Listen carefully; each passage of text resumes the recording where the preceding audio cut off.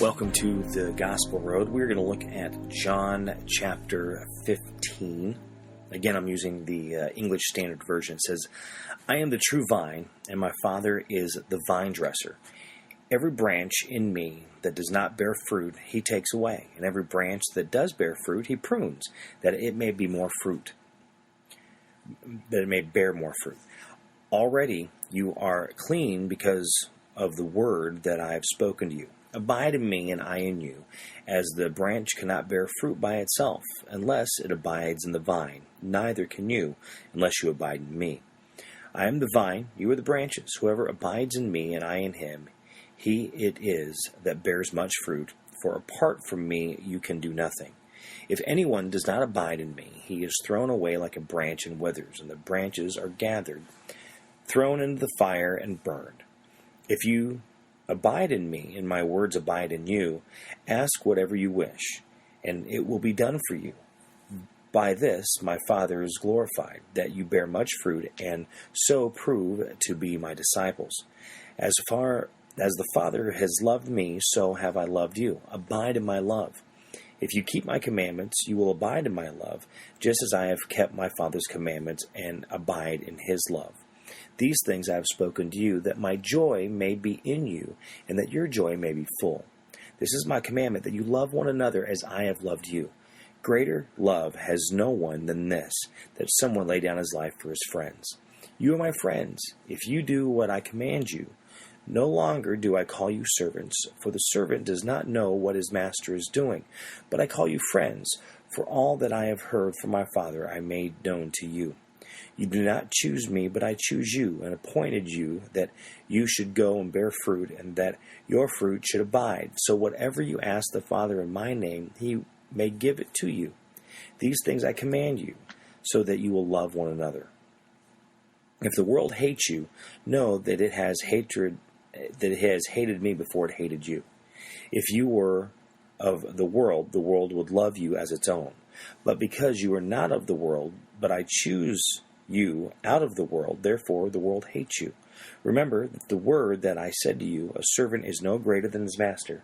If they persecuted me, they will also persecute you. If they keep my word, they will also keep yours. But all these things they will do to you on account of my name, because they do not know him who sent me. If I had not come and spoken to them, they would not have been guilty of sin, but now they have no excuse for their sin. Whoever hates me hates my Father also. If had not done among them the works that no one else did, they would not be guilty of sin, but now they have seen and hated both me and my Father. But the word that is written in their law must be fulfilled. They hated me without cause. But when the Helper comes, whom I will send to you from the Father, the Spirit of truth, who proceeds from the Father, who will bear witness about me, and you also will bear witness, because you have been with me from the beginning. John chapter 15. That's what we're looking at here.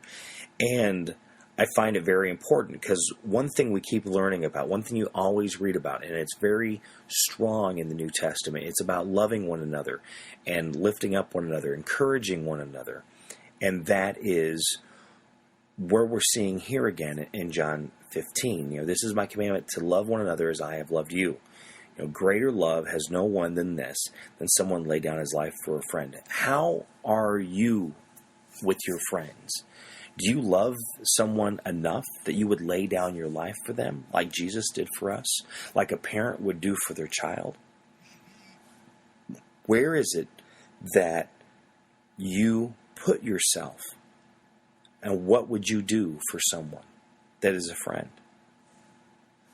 It was interesting because I was talking to a friend of mine earlier today, and we were talking about love and showing love to one another and being disciples. I find it interesting that when you compare religion, Christianity, however you're going to put it, a title on it, they call it discipling.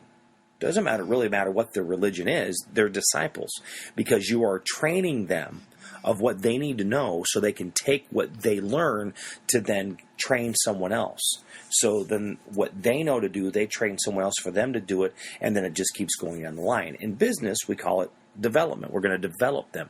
We're going to develop them into a better manager.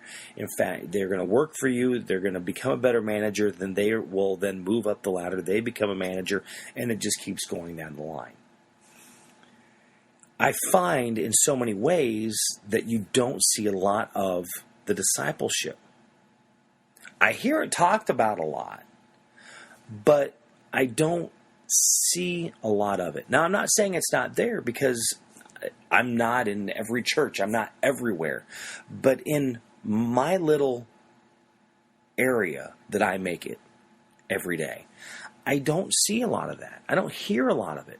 I'll hear pastors and leaders talk about discipling those, but the thing is, they might be discipling, they might be training, they might be teaching them, but they don't give them the responsibility to now go.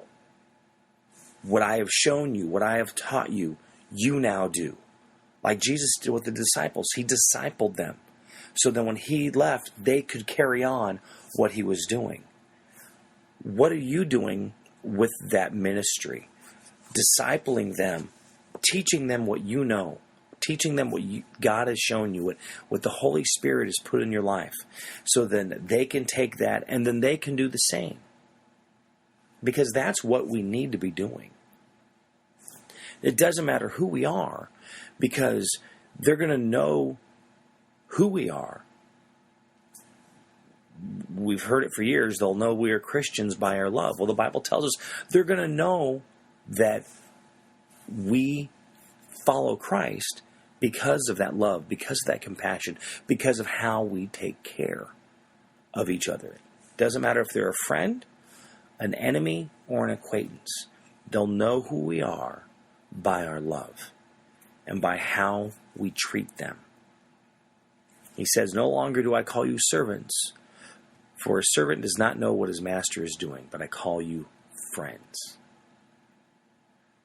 Are you a friend? Are you a friend to someone else? Do you have a friend? John chapter 15. As every time we do this, read it. What is it that really touches your heart? What comes alive in you when you read that chapter? Because that's really what it comes down to. You know, we need to be reading the Bible daily. We need to be having those daily devotions. What was, I'm sure I've used this before. It was a post that I saw on Facebook. I believe it was Zig Ziglar, or one of the motivational people that I have. It might have even been John Maxwell. I can't remember, but it says motivation is like bathing. It's recommended daily. So you need to motivate yourself. You need to encourage yourself. You need to lift yourself up daily. That's where the devotions come in. That's where reading and finding those motivational books come in to better yourself. Thank you for listening to The Gospel Road. Have a great day. God bless.